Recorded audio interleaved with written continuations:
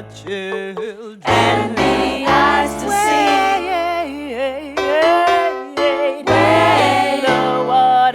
In the water, resurrecting the divinity of man.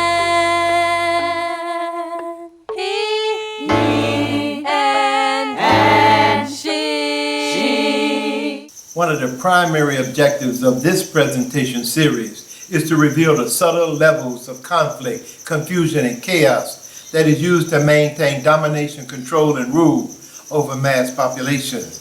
A well-known white supremacist wrote a book entitled Mind Comp, in which he offers some very interesting analysis regarding the thoughts and reasoning processes of the broad masses. Quote, in the primitive simplicity of their minds, they more readily fall victims to the big lie than the small lie, since they themselves often tell small lies in little matters, but would be ashamed to resort to large-scale falsehoods. It would never come into their heads to fabricate colossal untruths, and they would not believe that others could have the impudence to distort the truth so infamously. Even though the facts which prove this to be so may be brought clearly to their minds, they will still doubt and waver, and will continue to think that there may be some other explanation. For the grossly impudent lie always leaves traces behind it, even after it has been nailed down. End quote. For those who are unaware, the author of Mein Kampf is Mr. Adolf Hitler, known as the Führer, leader of the Third Reich of Nazi Germany. There's a key point to remember for those who have the eyes to see and the ears to hear and the sense to feel. Within the warlord culture, one of the primary codes of war is that the conqueror has all rights to the booty and the spoils of conquest, and thus the conqueror has the right to determine what is right and what is wrong, what is fact and what is fiction, who is the Almighty God and who is of the devil, the adversary, what is truth and what are the consequences of not obeying his truth based on his story. As such, the warlord claims the right to eliminate, rewrite, or otherwise alter the natural and innate wholeness of supreme truth. Let us take a little time and listen to a bit of wisdom that was forwarded by one who came as a student to the sacred ancestral Naga priesthood and recorded as much as he could comprehend regarding the ancestral Kemetic Ethiopia way of life of ancient Egypt. Quote, Greek scholar, historian, and philosopher Plato. His ancient poems, set around 600 BCE, relate the story of how one Solon, an important government official from Athens, had visited Egypt with the purpose of initiating a cultural exchange between the two peoples. To his surprise, Solon learned from an Egyptian priest that the Egyptians and the Athenians were once one people, but had been physically separated by a great flood that had destroyed all but a handful of the Athenians, the barrier between them being apparently a newly formed Mediterranean Sea. This flood had left Egypt relatively unscathed, however. And so whereas the Athenian Greek culture had been destroyed and its accumulated knowledge lost, the Egyptian culture had remained intact enough so that the tradition of the flood was not forgotten. Thereupon, one of the priests, who was of a very great age, said, "Oh, Solon, Solon, you Hellenes are never anything but children, and there is not an old man among you." Solon in return asked what he meant. "I mean to say," he replied, "that in mind you are all young. There is no old opinion handed down among you by ancient tradition, nor any science which is hoary with age, and I will tell you why. There have been and will be again many destructions of mankind arising out of many causes. There is a story which even you have preserved. Now this has the form of a myth, but really signifies a declination of the bodies moving in the heavens around the earth, and a great conflagration of things upon the earth, which recurs after long intervals. And at such times, those who live upon the mountains and in the dry and lofty places are more liable to destruction than those who dwell by the rivers or on the seashore. And from this calamity, the Nile, which is our never-failing Savior, delivers and preserves us. When, on the other hand, the gods purge the earth with a deluge of water, the survivors in your country are herdsmen and shepherds who dwell on the mountains. The fact is that wherever the extremity of winter frost or of summer does not prevent, mankind exists. Sometimes in greater, sometimes in lesser numbers.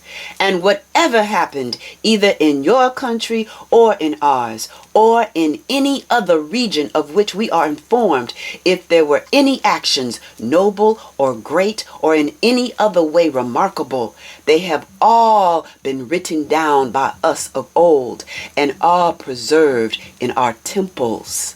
Whereas just when you and other nations are beginning to be provided with letters and other requisites of civilized life, after the usual interval, the stream from heaven like a pestilence comes pouring down and leaves only those of you who are destitute of letters and education. And so you have to begin all over again like children and know nothing of what happened in ancient times. End of quote. From the prophetic 12,594-year Banu cycle, encoding the consciousness of higher peace through the divine union of masculine and feminine energy, Book 3, Spiritual Analysis of Western Culture and the Reawakening of Naga Consciousness by High Priest Kwatamani. The sacred ancestral Naga priesthood has not forgotten. We want each and every one of you to be aware that we're involved in a deep-seated life or death spiritual war that has long been waged and has been recorded within the oldest religious text known to man, he and she, i.e. the ancient Kemetic pyramid texts. Remember this, regardless of what you see, sense, hear, feel, and are told to believe, this spiritual war has been waged against the firstborn son of the sun, Ausar, and his tree of life garden culture of an earth solar conscious melanin encoded state of being.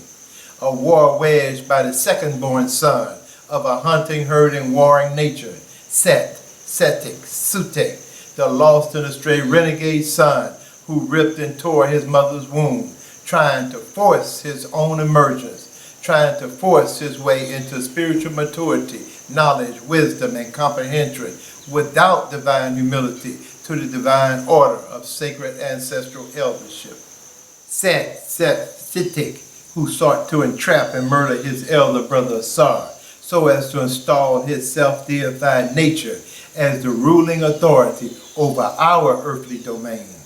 Although this spiritual war has been talked about and encoded within each and every religion known to man, he and she, we say clearly that a master shapeshift has occurred to disguise the nature of energy that opposes divine order, so as to appeal to the self-deified individualistic nature that exists within each and every one of us. We also want to make it clear that come hell or high water, man, he and she must humble to the divine order of our earth solar conscious state of being.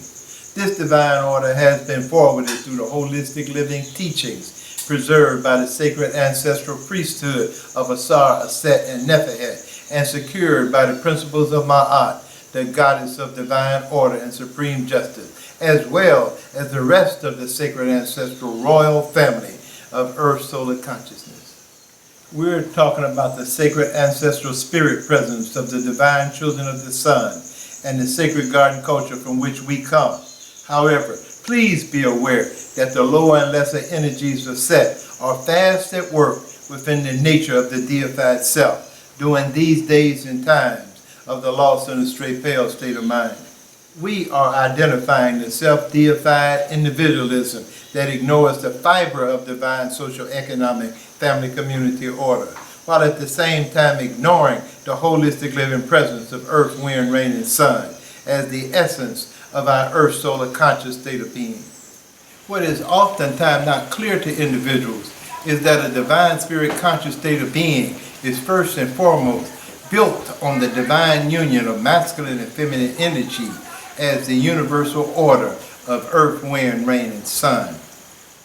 Therefore, the monotheistic nature of self-deification is built to breed conflict, confusion, and chaos within the individual, producing an isolated and separated persona that quickly turns cold and pale in nature. This cold and pale nature then produces a being so separated from the essence of life and supreme love that he and the she that nurtures off of he begins to perceive his or herself as a god, above and beyond divine order. Here is an interesting quote. Billionaire George Soros, quote, "I fancied myself as some kind of god," he once wrote. Quote, "If truth be known, I carried some rather potent messianic fantasies with me from childhood, which I felt I had to control, otherwise they might get me in trouble." End of quote. When asked by Britain's independent newspaper to elaborate on that passage, Soros said, quote, "It is a sort of disease when you consider yourself some kind of God, the creator of everything. But I feel comfortable about it now since I began to live it out." End of quote. Now he's turned his eye on the internal affairs of the United States. Today's U.S., he writes in his latest book, quote, "The Bubble of American Supremacy is a, quote, threat to the world. We have become a, quote, supremacist nation." Soros told the New York Times in 1994, quote, "I am something unnatural. I'm very comfortable with my public persona because it is one I have created for myself.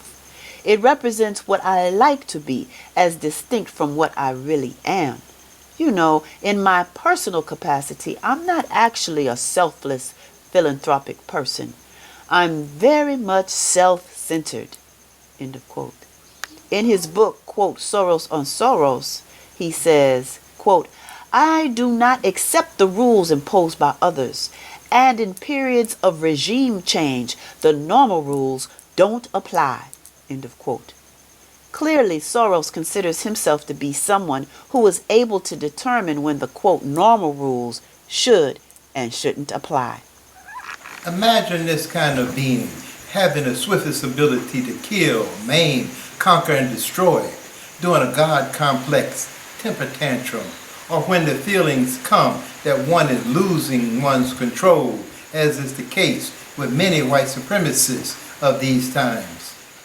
Let's look a little deeper into the nature of this mindset. Quote, "This is the mindset of division and opposition that keeps Set and his self-asserting will glorified and worshipped to this day, continuing to reshape and reshift the blood-spilling nature of opposition into many guises, disguises, and enterprises." Quote, "While the TOS, Temple of Set, as an organization was formally incorporated and recognized by both state and federal governments in 1975 CE, its magical and philosophical roots are prehistoric, originating in mankind's first apprehension that there is, quote, something different about the human race, a sense of self-consciousness that places humanity apart from all other known forms of life. Ancient religions, of which those of Egypt are generally acknowledged as the eldest, either exalted or feared this self-consciousness. Those which exalted it took the position that the human psyche is capable of opposition to and domination of the forces of nature. Set was later recast as an evil principle by the cults of Osiris and Isis, Ausar and Auset. When the Hebrews immigrated from Egypt during the 19th dynasty, they took with them a caricature of Set, quote, Satan, from the hieroglyphic Sethian, one of the god's formal titles. Which brings us to the present time. The Satanic religion proposes to raise the individual to personal godhood, free from enslavement to any other, quote, god or gods. Conventional religions represent simply the primitive longing of man to feel, quote, at one with the universal harmony he perceives about him. The follower of Set, he/she, has considered the existence of the individual psyche, the, quote, core you of your conscious intelligence, and has taken satisfaction from its existence as something unlike anything else. He/she does not wish to die or to lose consciousness and identity in a larger universal consciousness, assuming that such exists. He/she wants to be. This decision in favor of individual existence is the first premise of the Temple of Set. The, quote, worship of Set is thus the, quote, worship of individualism, end quote. From the prophetic 12,594-year Benu cycle, encoding the consciousness of higher peace through the divine union of masculine and feminine energy, Book 3, Spiritual Analysis of Western Culture and the Reawakening of Naga Consciousness by High Priest Kwatamani. We remind you that the Hyksos and those other populations of Semite, Hittite, and Aryan warlords from those times up until today have stood in opposition to the resurrection of our sacred ancestral earth solar conscious state of being as children of the sun. We also remind you that the disciples and followers of those tribal hunting, herding, and warring lineages did spend precious time in ancient Kemet, and for the most part, the shepherd kings and rulers of those populations have historically aligned with the Temple of Set, i.e. Set, Sutek, Satan. We also remind you that Set and his disciples and followers have historically defiled and defied the sacred womb of femininity, including his own ancestral mother, Mother Earth, and every living thing thereof. Yes, the Hyksos worship Set, Sutek, Satan, and what is clear is that every attitude, every value, every behavior, and every belief up until this day shows the tracks and traces of the Sethian nature of self-deified individualism, regardless of whether it is called by any other name or God figure, such as the Almighty God, the devil, Lucifer, Satan, or the jinn. We're talking about the self-deified individualistic nature that stands as an adversary to divine order. This was the nature forwarded by the Hyksos who invaded the ancient Kemetic lands of Egypt. Quote, after the conclusion of the treaty, they left with their families and chattels, not fewer than 240,000 people, and crossed the desert into Syria. Fearing the Assyrians, who dominated over Asia at that time, they built a city in the country which we now call Judea. It was large enough to contain this great number of men and was called Jerusalem. End of quote. From Josephus, author of Against Apion, quoting Manethos Egyptica. For the sake of those seeking contradictions regarding exact datings in order to justify the greatest story ever told, we note that there were those lineages of shepherd kings, i.e. Hyksos, who remained tucked away in the Kemetic lands, and as such the exodus, or should we say the expulsion of the invading population, is noted to have continued over a period of time. We're tracking the spread of a consciousness that installed blood spill, flesh consumption, and war as a way of life.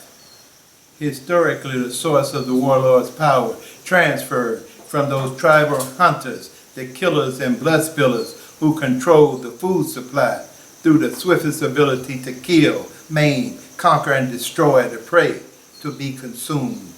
Out of that was born the warlord, he who excelled and became the authority as the lord of the hunt. It did not matter whether he committed the actual kill or whether he devised the hunting strategy to supply the kill. The lord of the hunt then transferred to the master hunter, herder, the lord of the herd, the good shepherd, he who devises the strategy of conquering and enslaving the herd, positioned as he who has the right to decide the life or death of another. As such, this power to decide the livelihood of another raises one to a privileged or elite status within the warlord's social order. This is the vicious cycle of supremacy that translates into social, economic, political, and religious agendas used to dominate and control the life energy of another. As one should be able to sense, we're talking about two different cultures. That is a life-affirming garden culture presence that focuses on plant-based consumption versus a death-consuming, flesh-consuming culture of hunting, herding warlords who focus on domination and control to consume the life energy of mass populations.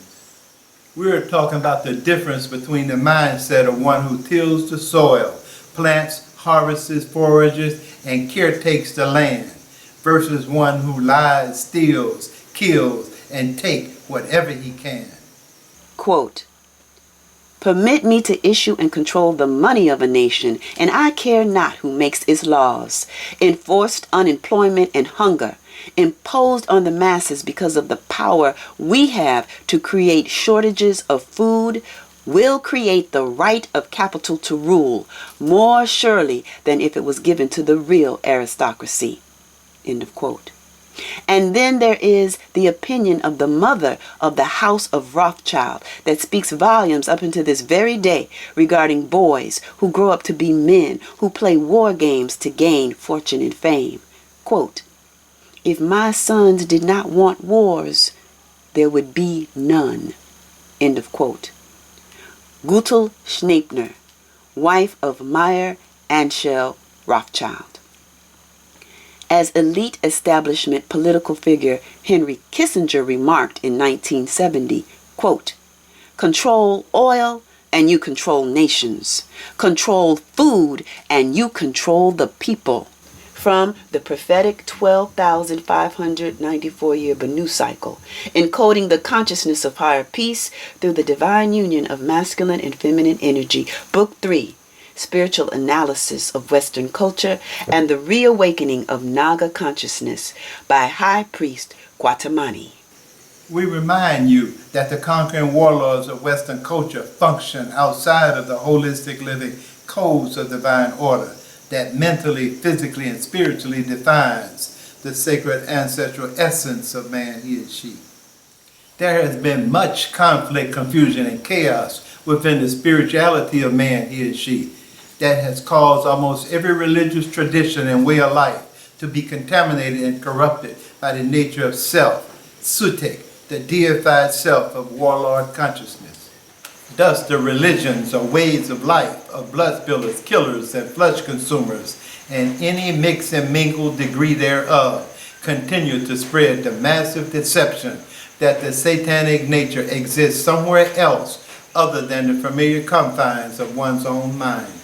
As a result, mass populations have become deaf, dumb, and blind to the nature of energy that continues to be consumed on a daily basis, even as so many declare self-righteous, higher conscious enlightenment. One of the most effective warlords in the last 2 millennia, who has had a lasting effect up until this day, has been Emperor Constantine of Rome and his Nicene Creed, who used religion as his social, economic, and political power base. We will continue picking up this subject matter in presentation 2 of this series. The children of Seth came pale and cold. Shake the devil out. Shake the devil out. The children came pale and cold. Rise up, children of the sun, and behold. It ain't about the color, complexion of your skin. It's about the state of consciousness you live within.